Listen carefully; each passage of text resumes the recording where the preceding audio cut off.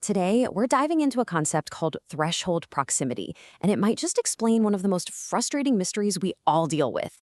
You know that feeling, right? A big project at work suddenly just implodes.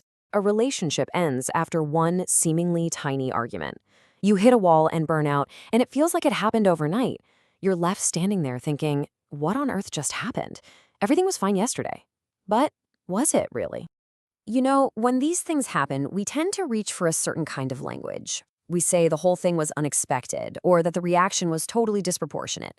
We might even say someone's behavior was completely out of character. All of this language, it suggests that collapse is this random, sudden event that just doesn't make any sense. Well, what if I told you that entire way of framing it is just wrong? That collapse doesn't actually come from nowhere? That it's not some single dramatic moment of failure, but really it's the final, visible part of a long and mostly invisible process? So let's redefine what we're actually looking at here. This isn't about a sudden break. It's about an invisible approach to a hidden boundary. And to get this, we need to be really clear about what a threshold is. It's not an event, like a car crash.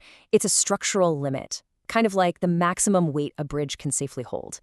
It's not just a single failure point. It's an architectural boundary. It's the point where the old way of doing things just plain stops working, and a total reorganization becomes absolutely mandatory. And that brings us to our big idea, threshold proximity. Now, this isn't the moment you actually hit the wall. It's the entire time leading up to it. It's a state where a system, and that could be your career, your health, a project, anything, is still working, but it's functioning with less and less margin, less room for error, less buffer. So if this whole approach is happening invisibly, how are we supposed to see it coming? Well, the good news is there are warning signs, but you have to know what you're looking for. The signals that you're getting close to a threshold, they don't feel dramatic. They show up as things we just brush off all the time. A general sense of fatigue you can't shake, a growing rigidity in how you think, repeating the same patterns over and over, that constant feeling of urgency, and this sense that you're just losing options. And because they creep in so gradually, we just normalize them. We think, well, I guess this is just how things are now. This timeline really shows how that journey happens. So a system starts out functioning just fine. But over time, the load, the stress, it just accumulates. And to cope, the system starts to stabilize. It works harder and harder just to appear normal, which completely masks the strain underneath. All that effort eats away at its buffer, until poof, it's gone. And that, right there, is the state of threshold proximity. The system is totally primed to collapse.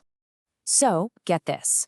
The very act of trying to keep things together, that stabilization, it creates this illusion that everything's okay. By working harder, by narrowing its focus, the system is just buying a little more time. But it's a really dangerous trade-off. Because eventually, the energy that's being spent just on holding things together, it runs out. The strategies that kept everything afloat are the very same things that made the system more rigid and brittle. And that hidden proximity, it suddenly becomes very, very visible. Okay, so this brings us to the whole straw that broke the camel's back phenomenon. Why is it that one tiny, almost insignificant event can cause such a massive, outsized reaction? Here's the most crucial point to understand. It is not an overreaction. It is the simple, physical reality of having zero buffer left. The system has completely lost its shock absorbers. Think about it like this. A healthy system has the capacity to absorb stress and pressure and unexpected curveballs, right? It's got slack, it can bend and then bounce back. But in a state of threshold proximity, that capacity is just gone. Every new input, it doesn't matter how small, isn't absorbed anymore. It gets transmitted directly into the core structure of the system, causing an immediate impact. You can see the difference so clearly here. With a buffer, a system can take a really high level of input and show a low response. It's resilient. But without a buffer, even a tiny little input can trigger a massive response.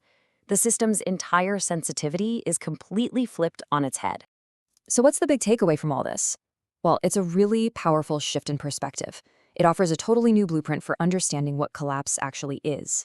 When you start to understand threshold proximity, it really changes everything. First, it removes the surprise, because you can start to see that long approach. And it removes the blame and the moral judgment, because you realize it's not about someone's character or a lack of effort, it's about a system hitting a structural limit. And that's exactly why trying to solve these problems with explanations based on meaning, just try harder or be a better person, it just doesn't work. Thresholds are completely indifferent to our intentions. They don't respond to morality or how hard we're trying. They respond to load, to structure, and to a system's capacity to hold itself together. It's just physics. And that brings us to the absolute core idea of this whole explainer. Collapse is not where things go wrong. It is where the structural limits that were always there finally become visible. So instead of thinking the system failed, we can start to see it as the system reached its design boundary. A blueprint isn't flawed just because it has limits. Understanding those limits, that's the real key to building better, more resilient systems in the first place. And that leaves us with a final question for you to think about. Just look at your own world, your life, your work, your relationships. What in your world is getting less flexible? Where are you seeing that loss of options, that growing rigidity, that constant feeling of urgency? Because that stuff, it isn't just noise. That's the signal that you might be approaching a threshold. And just being able to see it, well, that's the first step to changing course.